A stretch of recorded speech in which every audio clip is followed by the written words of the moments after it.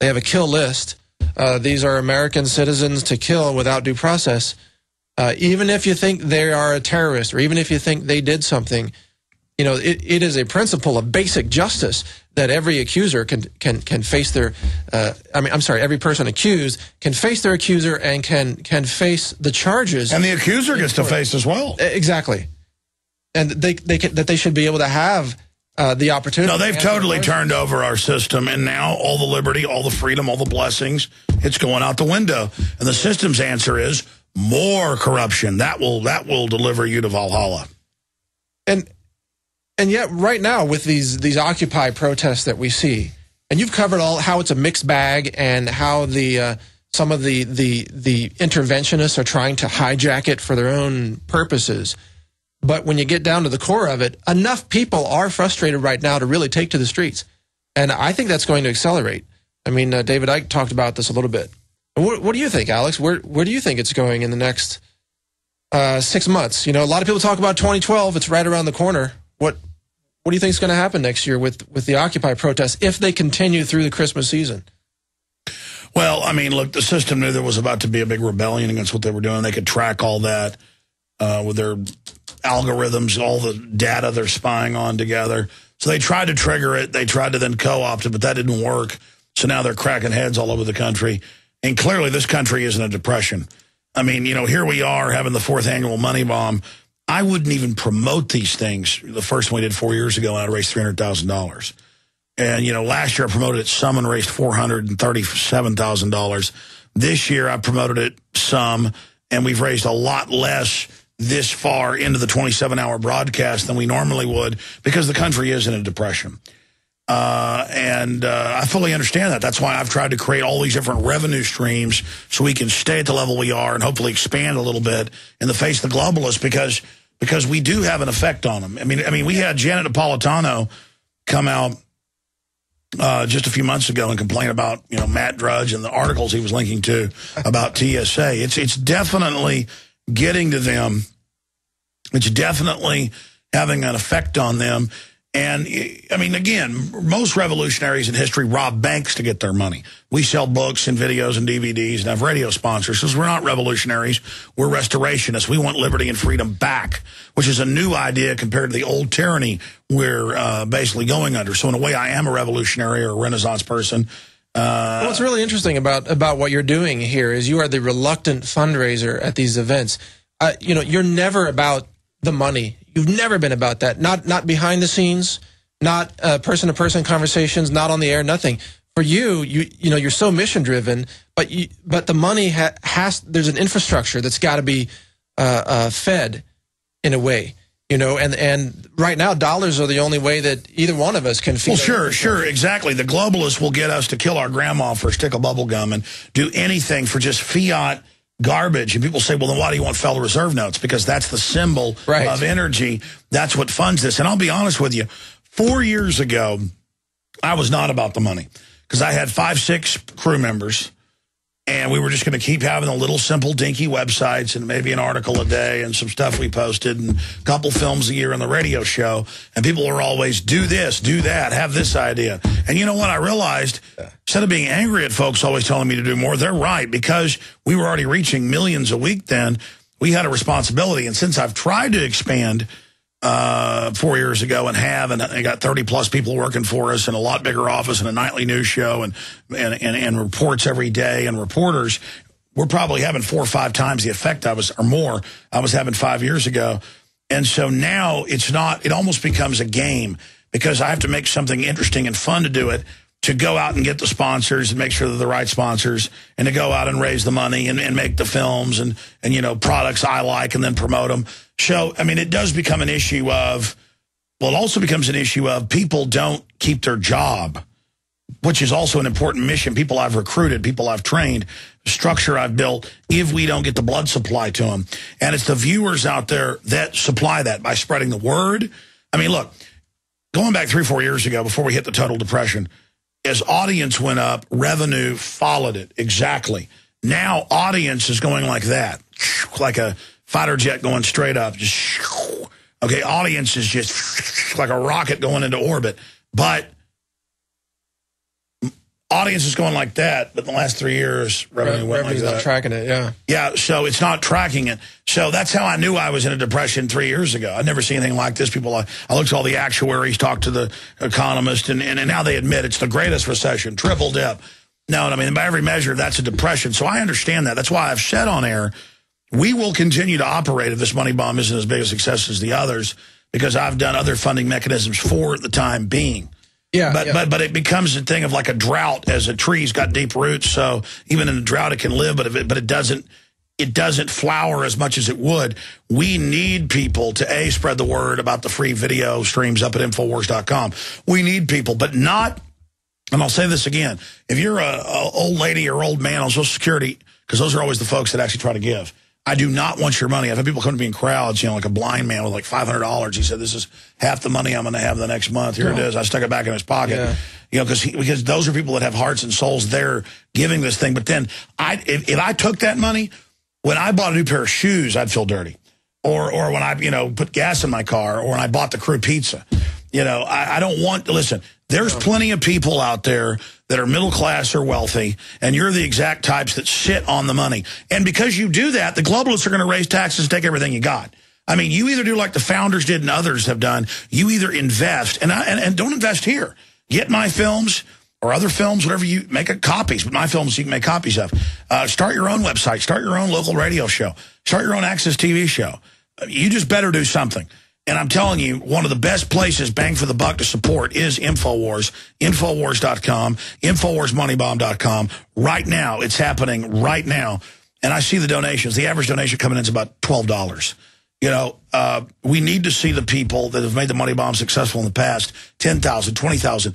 You're the people that your donation is going to have the big effect.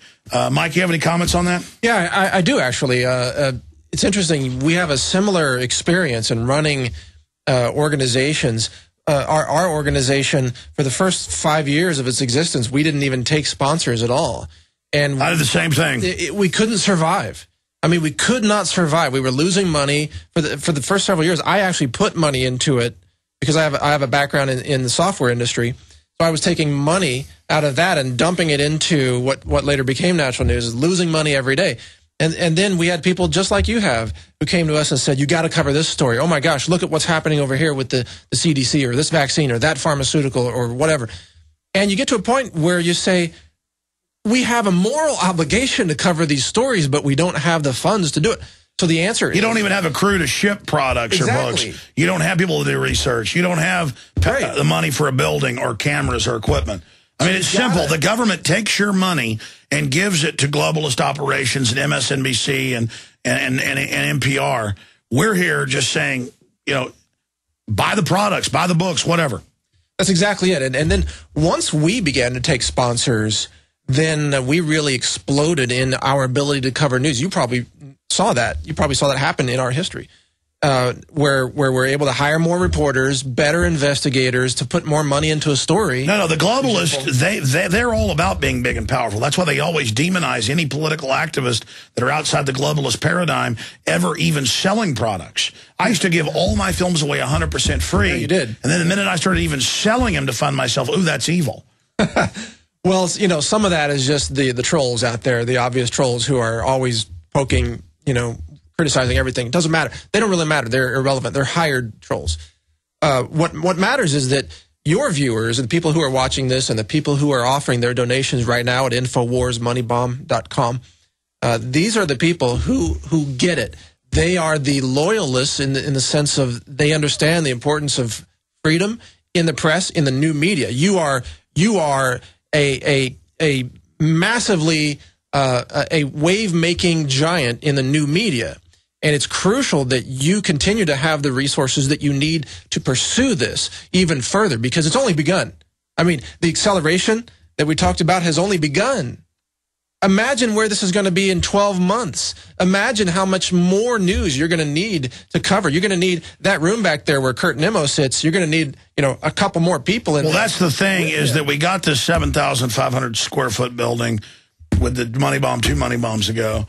And we started building the infrastructure, and there wasn't room. And then we, 2 years ago, got the other side, but they didn't have money to hire the people to fill it. and build the studio. Now that's done. You've been over there. Yeah, yeah. I mean, this is a 16,000, almost 16,000 square foot deal. We've got room for another 20 people, cramming them in. We got easy room for another 10. But I'm just trying to hire 5. And then at the same time, we need to have a little money backup if I get sued or attacked. The globalists analyze our entire deal. Of course they do. I've got to be able to defend things. That's my mission. I've told my wife, I said, we will sell our house. If it ever, she's always like, we should sell everything now and live in a ditch to fight these people. And I'm like, no, we've got to have some reserves here. You know, building up for a war, we've got to do this. But there's nothing wrong with having a roof over your head. No, but my point is we actually dream about other people coming forward that are light years better than I am, like you, Mike, in certain respects, so that I can just step back and, you know, move out to a ranch somewhere. We got family land and stuff, and literally, like, you know, you got donkeys and stuff and have a farm. Yeah. I mean, I enjoy fighting tyranny, but the problem is once you get into this, it's all encompassing. It is, you know, I'm up here 10 o'clock every night. You know, on the news crew, we've set all this up. We're beta testing it, getting it ready. It's already reaching a lot of folks. But we have barely enough people to even do it every night. We need a couple more just so people can rest sometimes. You know, it's kind of like a race car team where they've got the engine and the parts, and they put the car on the field with one set of tires. And that's what we've got. And the tires are bald and about to blow. The engine's smoking. We're winning the race. But I'm like, hey, we need a replacement parts. We need more fuel. We need tires. We need everything. I mean, we can, you know, do this on the cheaps. And I guess if, you know, the economy keeps going into a depression. See, I wanted to outgrow the depression. I saw this coming 3-4 years ago. I wanted to be up front, to be at a bigger platform to face them. We're now here, but we're sinking as fast as everything else sinks. Just because we were ahead of the curve, we're like an island, but still the island's sinking as well. Well, I think that as things begin to unravel out there, every milestone event that takes place proves InfoWars and you to be correct, because so much of this you saw in the plans you talked about. You saw it coming out, not by any psychic means, just by analyzing it like you talk about. But as that begins to happen, more and more people will come to InfoWars and whatever future news efforts you have underway. They will get more and more attention, so you'll be able to, I mean, I think the resources will come to you because people are increasingly realizing that you're right. You've been right. You're on the record being right. It's not, you know, it's not pulling it out of the air. Oh, he was right. No, go back and watch the videos, right?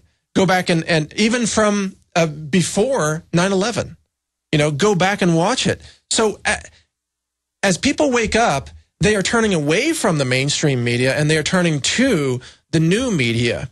I agree, but there's going to be the counter-strike to censor us and you and others. Yeah. There's going to be other attacks, that we already see happening, things that have happened before that we didn't really talk about. But you know, all this is going on. And so that's why I'm really glad and proud and honored and you know, satisfied in all this work that we did see this storm coming. We did prepare to get stronger and bigger in the face of it. Now I see the next bigger wave coming. And, you know, that's the issue. People have to decide what they're going to do, what they're going to support. Because so many people say, yeah, you woke me up, now I'm moving on to take care of myself or whatever, as if other people aren't awake yet. A lot of people are ready to be awakened, but they're not really awake yet. And that's why our greatest work is ahead. And that's why spread the word about Infowars.com, about naturalnews.com. It is, you know, that's why I like Mike Adams, because I've known him, you know, a few years now, interviewed him for many years, but he's been here in Austin for a while, gotten to know him. I can tell he's not an egomaniac or a crazy person. So many people, good to hear. So many people, myself included, I'm a little bit of a crazy person, but not an egomaniac. Living here, you know, working with other people, it's like they don't like tyranny, but they also kind of, it's like ooh, this is fun. We're like celebrities. This is not about that. This is about work. This is about research. It's about dedication. It's about doing the right thing. It's about not compromising in the face of fear.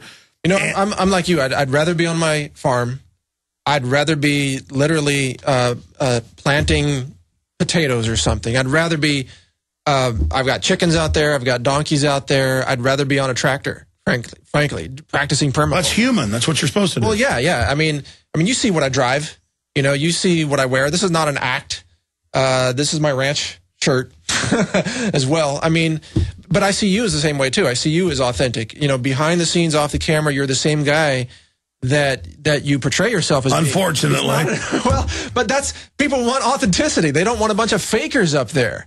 And people are tired of the fakers, you know? And if someone comes to my house and they look at my pantry or my kitchen, they're going to see me eating